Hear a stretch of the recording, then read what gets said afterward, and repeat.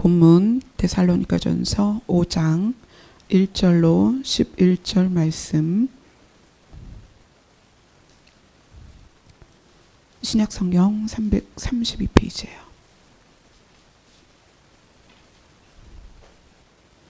찾으셨으면 다 같이 한 목소리로 읽겠습니다. 시작. 형제들아, 때와 시기에 관하여는 너희에게 쓸 것이 없음은 주의 날이 밤에 도둑같이 이를 줄을 너희 자신이 자세히 알기 때문이라.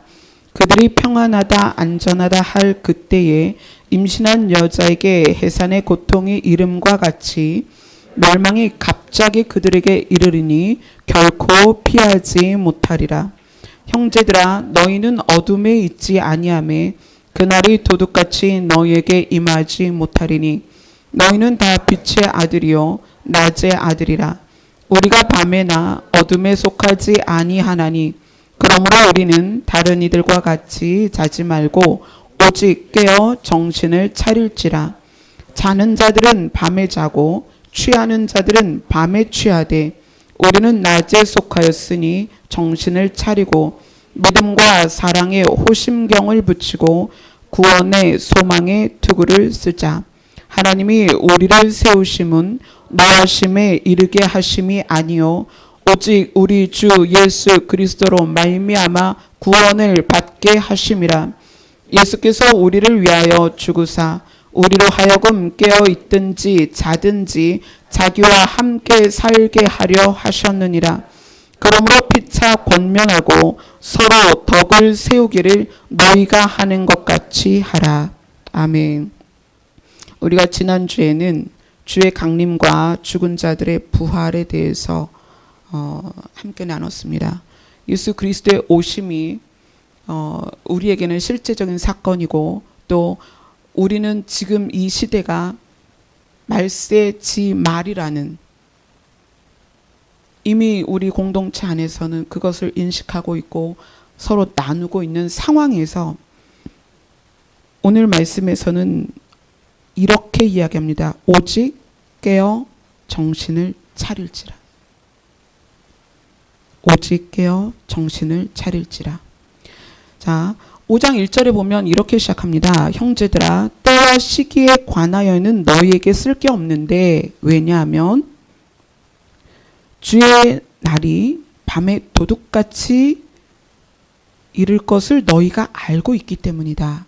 그 얘기는 예수님이 오실 것인데, 우리가 지난주에 주의 강림에 대해서 얘기했는데 주님이 오실 것에 대한 때, 그 시기에 대해서 도둑같이 오실 것이기 때문에 어느 때 어느 시기가 중요한 게 아니라는 거예요. 그걸 너희한테 굳이 또 그거를 주제로 이야기할 필요는 없다. 왜냐하면 예수님은 도둑같이 오실 것이니까. 그러면서 이렇게 얘기해요. 형제들, 너희라고 말하는 사람 말고, 형제들아, 너희, 이 사람 말고 또 다른 부류가 있는데 그 또 다른 부류에 대해서는 이렇게 얘기합니다. 그들이, 여기서 그들이라고 표현을 해요. 그들이 평안하다 안전하다 할 때에 임신한 여자에게 갑자기 해산의 고통이 밀려오는 것처럼 그날이 올 것이다. 어떤 날이? 멸망이 갑자기 들이닥칠 것이다. 그리고 그들은 결코 피하지 못할 것이다. 그럼 이게 대조가 되는 게 뭐냐면, 형제들아, 너희는, 그 다음에 그들은, 여기서의 너희는 너희가 때와 시기를 알지 못하지만 도둑같이 올 것이지만 너희는 그거에 의해서 멸망당하는 게 아니야. 그들은 그러나 멸망을 당할 거야. 그러면서 다시 대조를 하는데, 어떻게 대조하냐면 너희는 어둠에 있지 아니하고 빛에 있다. 그들은 그럼 뭐죠? 어둠에 있는 것이다. 이렇게 대조하면서 말하고자 하는 게 무엇일까요? 제가 마지막 때에 대한 조명을 받기 시작한 지가 11년이 됐습니다. 그래서 마지막 때에 대한 조명이 열어지면서 그 그래서 글을 쓰게 됐고 블로그 처음 글에서 그런 얘기를 써요. 하나님께서 휴거되지 못한 자에게 고함이라는 글을 주실 것이다. 너의 마지막 글은 그 글이 될 것이다. 그렇게 말씀하셨어요. 그리고 정말 그 수년이 지나서 2013년, 14년, 15년 그때 가가지고 마지막 글을 주셨는데 그 마지막 글이 휴거되지 못한 자에게 고함이었어요. 그 마지막 때에 대한 것과 그 마지막 때 일어날 일들과 또 역사적인 일들과 이런 것들을 계속 조명해 주시면서 남편에게 그런 걸 나눌 때 남편은 굉장히 처음에는 거부감을 가졌었어요. 너 좀 너무 치우친다. 너 너무 극단적이다. 그렇지만 이제 남편에게도 그게 부어져서 열리고 나니까 함께 공유하고 그랬죠. 그래서 처음에 마지막 때에 대한 것이 부어졌을 때는 저는 때, 시기, 징조 이것을 아주 디테일하게 나눴습니다. 목요 집회 때도 그랬고 그래서 목요 집회 때 그렇게 디테일하게 나누면서 많은 분들이 오셔서 함께 말씀을 나누고 은혜를 받았어요. 그런데 그렇게 마지막 때에 대한 것이 부어지고 나서 11년이 된 지금 시점에서 이 부분들을 하나님께서는 다른 방법으로 접근을 하세요. 그동안 우리가 마지막 때에 대해서 글로 배우고 지식으로 배웠다면 하나님은 지금은 마지막 때에 대해서 실제적인 실천적인 것을 가르치고 계세요. 형제들아 너희는 어둠에 있지 아니하고 그날이 도둑같이 너희에게 임하지 못할 것이다 라는 게 무엇을 의미하고 있을까요? 때와 시기를 알기 때문일까요? 예수님이 언제 오신다. 절기를 징조를 세분화해서 야, 요때쯤 오실 거야. 그러면 그 때를 알기 때문에 우리에게 도둑같이 임하지 못한다는 이야기일까요? 깨어서 정신을 차리라는 것이 예수님이 언제 오실지 아는 것일까요?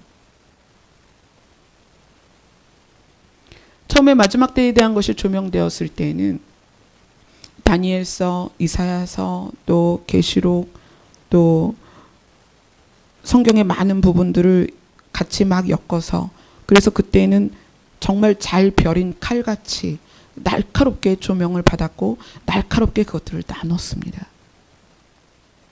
그런데 여러분 올해 들어서 작년에 그렇게 한 달 금식하고 하나님께서 우리 교회를 살려줄 것이다 라고 말씀하신 이후에 하나님께서 조명해 주시는 것이 예전에 조명받은 것이 잘못됐다는 게 아니라 말로 글로 배운 것에 대하여 실천적인 것을 지금 가르치고 계세요.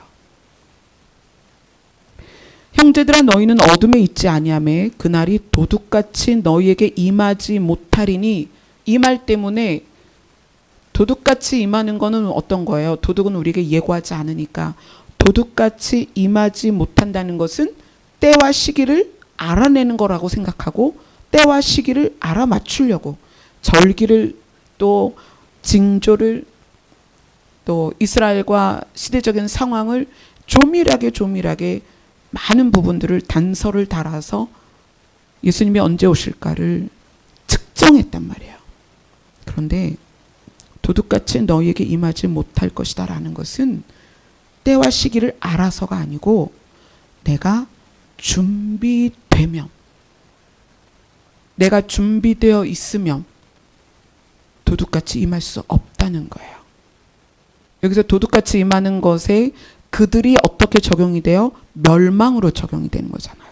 그러면 형제들아 너희는 준비되어 있다면 멸망하지 않는다는 거예요. 그래서 그것이 쭉 내려와서 6절에 그러므로 우리는 다른 이들과 같이 자지 말고 오직 깨어 정신을 차리자. 어떻게? 준비되어 있어야 된다는 거예요. 준비되어 있어야 되는 거예요. 언제 오실지 우리가 그것을 날짜를 꼽아보는 게 아니라 내 자신이 준비되어 있어야 되는 거예요.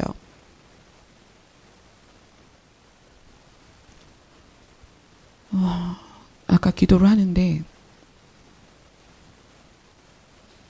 오직 깨어 정신을 차릴지니 깨어있는 것이 무엇인가? 여러분 깨어있는 게 뭘까요? 그렇게 정의를 내려주시는 거예요. 너희가 깨어있다는 것은 나에게 반응하는 것이다. 아멘. 너희가 깨어있다는 것은 예수 그리스도에게 반응되는 것이다. 아멘.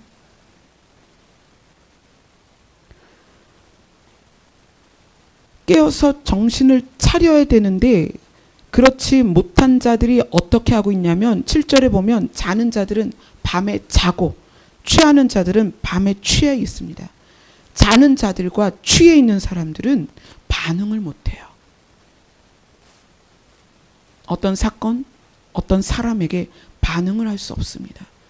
깨어 있으라는 것은 반응을 하라는 거예요. 누구에게? 예수 그리스도에게. 아멘.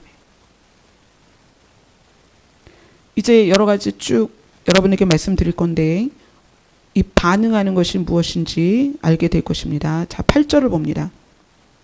8절을 같이 읽습니다. 시작. 우리는 낮에 속하였으니 정신을 차리고 믿음과 사랑의 호심경을 붙이고 구원의 소망의 투구를 쓰자. 아멘. 정신을 차리는데 정신을 차린 상태에서의 모습을 뭐라고 얘기하냐면 믿음과 사랑의 호심경을 붙여라. 믿음과 사랑으로 우리의 마음을 지켜내라는 거예요. 자, 믿음이 뭐죠? 교회를 다니는 것인가요? 아니요. 믿음이 뭐죠? 예수님과 관계가 있는가예요. 너희가 믿음이 있느냐? 너희가 예수님과 관계가 있느냐예요. 너희가 예수님을 사랑하느냐? 예수 그리스도를 믿는 믿음, 그 예수님과의 관계, 그 다음에 예수님과의 사랑으로서 우리의 마음을 지키라는 거예요. 깨어있는 것이 예수님께 반응하는 것입니다. 자, 보세요. 사랑을 하면 늘 눈앞에 그 사람이 있기를 원해요. 손끝으로 그 사람을 만지기를 원합니다. 늘 함께 있고 싶어요. 사랑을 하면 한 곳에 같이 가고 싶어 하고요. 늘 함께 머무르고 싶어요. 그리고 그 사람이 무엇을 좋아하는지, 그 사람이 무슨 생각을 하는지, 그 사람이 어떤 것을 원하는지 거기에 어떻게 하는 거예요? 내가 반응하는 거예요. 그게 사랑이에요.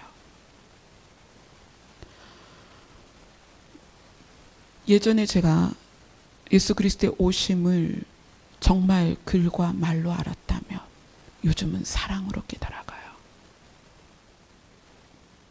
아까 우리 첫 번째 찬양 그랬잖아요. 사랑하셔서 오셨네. 그죠? 우리가 피차에 서로 사랑해야 되고 사랑의 끈으로 묶여서 어떻게 사랑해라? 예수님이 우리를 사랑하듯이 정말 생명을 다해서 사랑해라. 여러분, 그런 사랑이 여러분 안에 있는지 한번 보세요. 남편을 향해서, 아내를 향해서, 부모를 향해서, 자녀를 향해서, 공동체 안에서 그 사랑의 감정들을 기억해 보세요. 사랑하기 때문에 끊임없이 누군가를 찾는 거죠. 그 사랑하는 대상을. 무언가 해주고 싶고 목소리를 듣고 싶고. 이 마지막 때에 예수 그리스도를 향한 사랑, 또 예수 그리스도가 우리를 향한 사랑, 그것이 우리의 마음을 지켜줄 수 있어요. 너희가 예수 그리스도에게 반응하는가? 믿음과 사랑의 호심경을 붙이라는 것은 예수님과의 관계 안에 들어있는가? 예수님을 너희가 그렇게 사랑하는가? 또 예수님의 사랑을 너희가 느끼고 있는가? 그것만이 우리의 마음을 지켜준다는 거예요. 그리고 그렇게 사랑의 관계가 예수님과 되었을 때 구원의 소망의 투구를 쓰는 것은 어떤 거예요? 우리의 생각. 복잡하잖아요. 먹고 살아야 되고 무엇인가를 해야 되고 우리가 앞날을 계획해야 되고 이러한 복잡한 생각들을 무엇이 지켜주는가? 그분과 나중에 함께 살 수 있는 그날이 소망되어지는 것 때문에 우리가 우리의 생각을 지켜낸다는 거예요. 아멘. 그분이 우리의 거처를 준비하고 우리를 데리러 올 것이야. 내가 이곳에서 비록 이런 것도 문제가 있고 저런 것도 문제가 있지만 생각을 빼앗기지 않는 거예요. 또 틈을 주지 않는 거예요. 사단이 내 안에 악한 생각을 주지 못하도록 틈을 주지 않는 거예요. 구원의 투구, 어떤 투구? 소망의 투구. 그분과 함께 살 날을 기대하고 소망하는 그 구원의 소망의 투구를 써버리니까 내 생각이 어떻게 된다? 지켜지는 거예요.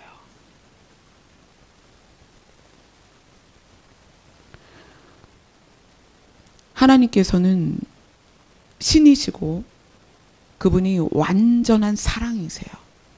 그래서 하나님을 진짜로 이해하려면 하나님의 사랑이 무엇인지 여러분 알려면 여러분 사랑하셔야 됩니다. 서로 사랑하는 것이 여러분을 살리는 거예요. 여러분이 사랑을 알지 못하면 하나님이 우리를 어떻게 사랑하시는지 예수님이 우리를 어떻게 사랑하는지 여러분 알 수가 없습니다. 사랑하셔야 돼요. 가족 안에서 형제 간에 부모 자식 간에 사랑하셔야 그 사랑의 감정으로 하나님을 이해할 수 있는 거예요. 그래서 우리에게 예수님이 계명을 주셨죠. 너희가 하나님을 사랑해라. 또 어떻게? 이웃을 너의 몸처럼 사랑해라. 자기 사랑을 한번 생각해 보세요. 여러분 자기를 얼마나 사랑하십니까? 자기 사랑 때문에 외모를 가꾸잖아요. 자기 사랑 때문에 좋은 거 먹죠. 자기 사랑 때문에 내 몸을 보호하잖아요. 그 자기 사랑을 가만히 보세요. 사랑의 특징이 뭐죠? 반응하는 거예요. 나를 위해서 내가 반응하는 거예요. 아내를 사랑하면 아내를 위해서 내가 반응하게 돼 있어요. 남편을 정말 사랑한다면 남편을 위해서 반응하게 돼 있습니다.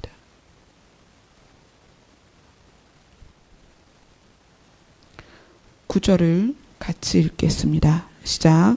하나님이 우리를 세우심은 노하심에 이르게 하심이 아니요 오직 우리 주 예수 그리스도로 말미암아 구원을 받게 하려 하심이라. 아멘. 예수로 말미암아 구원을 받는다. 깨어 있어라. 어떻게? 예수로 말미암아 예수 그리스도로 말미암아 구원을 받는다면 여러분이 예수에게 반응되지 않는데 어떻게 구원을 받을 수 있겠어요? 이거 지금 굉장히 심각한 이야기라는 거예요. 여러분이 구원 받았습니까? 정말요? 여러분이 자기가 구원을 받았다고 생각이 되어진다면 그게 믿어진다면 예수 그리스도에게 반응이 돼야 됩니다.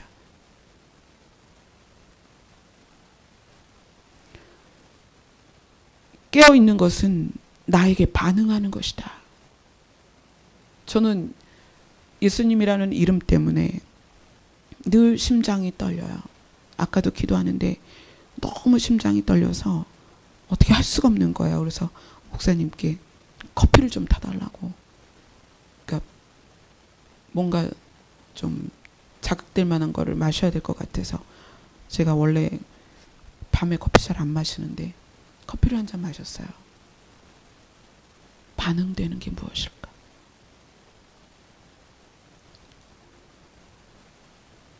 믿음과 사랑의 호심경을 여러분 깊이 묵상하세요. 예수님을 믿는다면 그분의 사랑에 여러분이 반응이 돼야 됩니다. 예수님과 관계가 있다면 예수님에게 반응되어져야 돼요.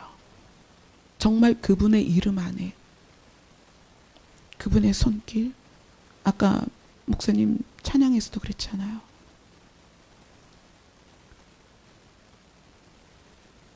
그분의 시선에 여러분의 심장이 반응되어져야 돼요. 그분이 우리에게 다가오실 때 내 심장이 반응이 돼야 돼요.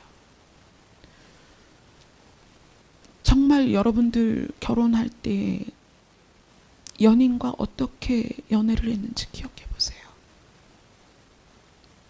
문 밖에서의 소리만으로도 심장이 반응하고, 문을 열고 기다리고 전화기를 들고 기다리는 그 마음, 우리가 서로 사랑하는 그 사랑 안에서 예수님이 우리를 얼마나 사랑하시는지, 또 내가 어떻게 반응되어지는지를 알 수가 있어요. 그 예수 그리스도로 말미암아 구원을 받게 하십니다. 그런데 그 예수 그리스도와 만남으로 내 심장이 반응되어지지 않는다면 어떻게 하냐는 거예요. 그래서 예수님이 말씀하시는 거예요. 너의 처음 사랑을 버렸구나. 그것을 회복하라는 거예요.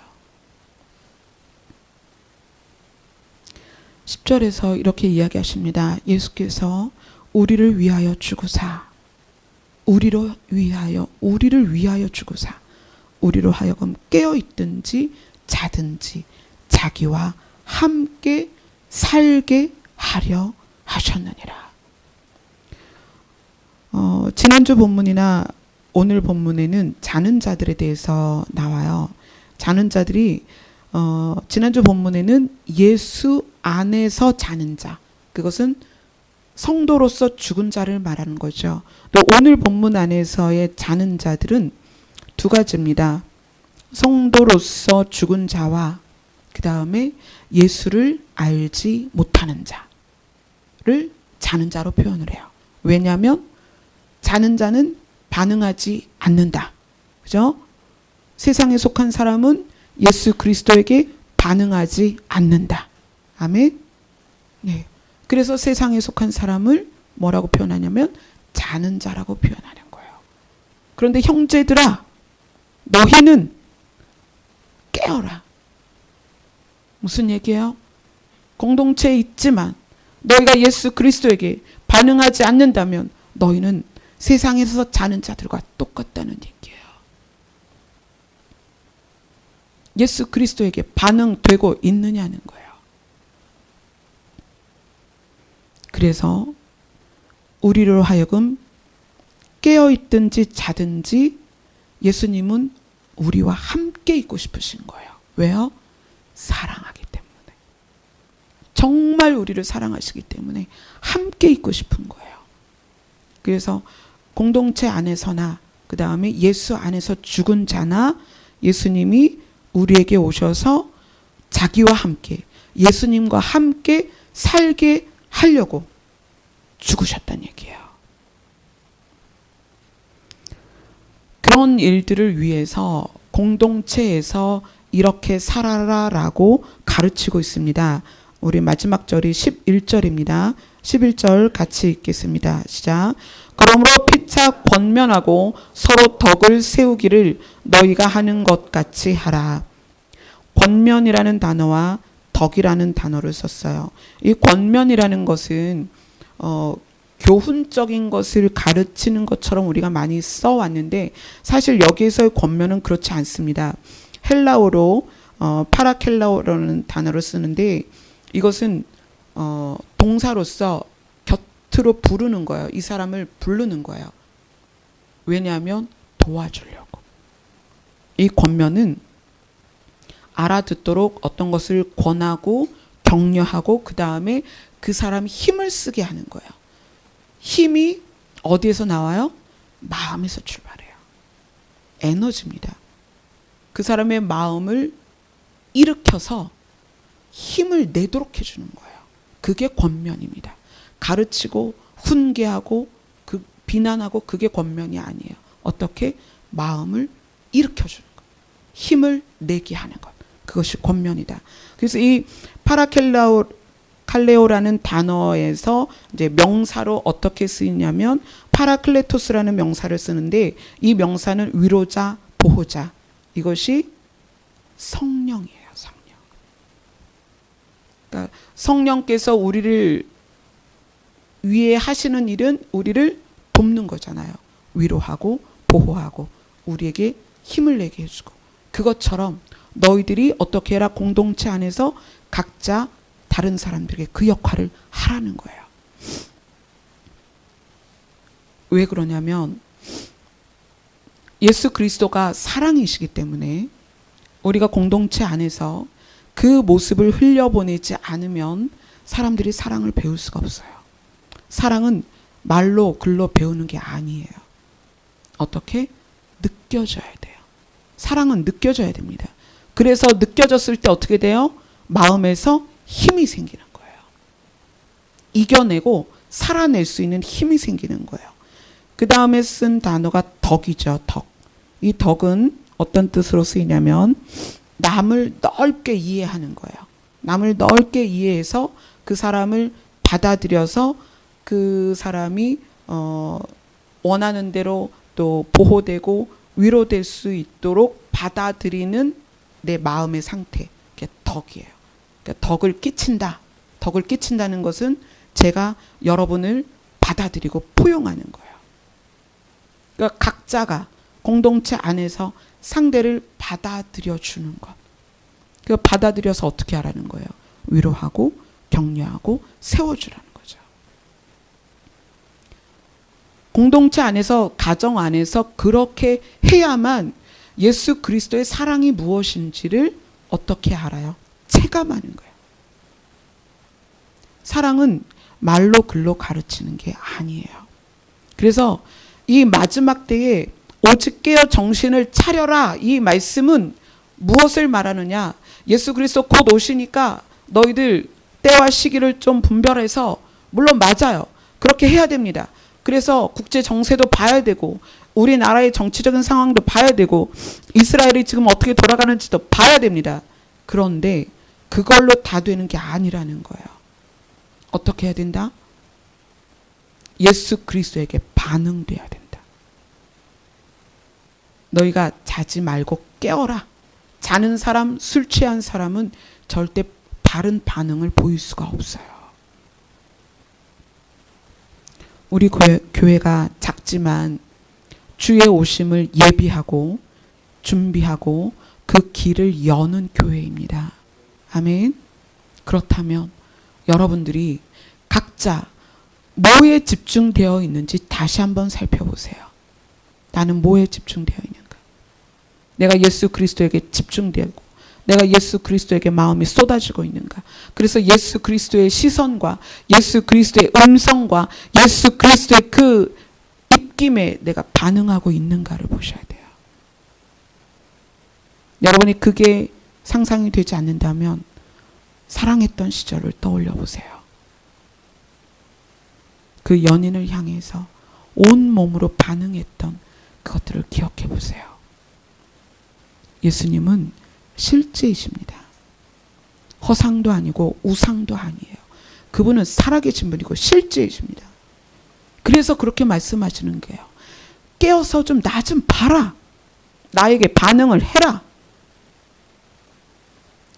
오직 예수 그리스도로 말미암아 구원을 받게 하심이라.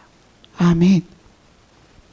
우리의 신앙생활이 얼마나 오래됐는가, 내가 교회에서 무슨 사역을 하는가, 내가 얼만큼 기도를 오래 하는가, 이런 거는 상관이 없어요. 그게 아니에요. 내가 예수 그리스도에게 반응되고 있는가. 그분이 다가오실 때, 그분이 말씀하실 때, 그분이 우리에게 임재하셨을 때 내가 그분에게 반응되고 있는가. 그것이 진짜 깨어있는 것입니다. 주님이 언제 오실지, 또 뭐 어떤 그 성경에서 말하는 징조들 몰라도 돼요. 몰라도 돼요. 여기서는 그렇게 얘기하죠. 때와 시기에 관하여 너희한테 쓸 게 없다. 왜냐? 너희가 준비되어 있다면 그거는 아무 문제가 되지 않는다. 준비는 무엇이다? 깨어있는 것이다. 깨어있는 것은 무엇이다? 예수 그리스도에게 반응되는 것이다. 그래서 그분과 관계 안에서 그분을 사랑하는 것이다. 아멘. 아멘. 여러분들이 여러분 자신을 위해서 기도하세요. 어떻게 기도하시냐면 예수 그리스도에게 반응되어지도록 주님 도와주시옵소서. 우리가 주님과 나누었던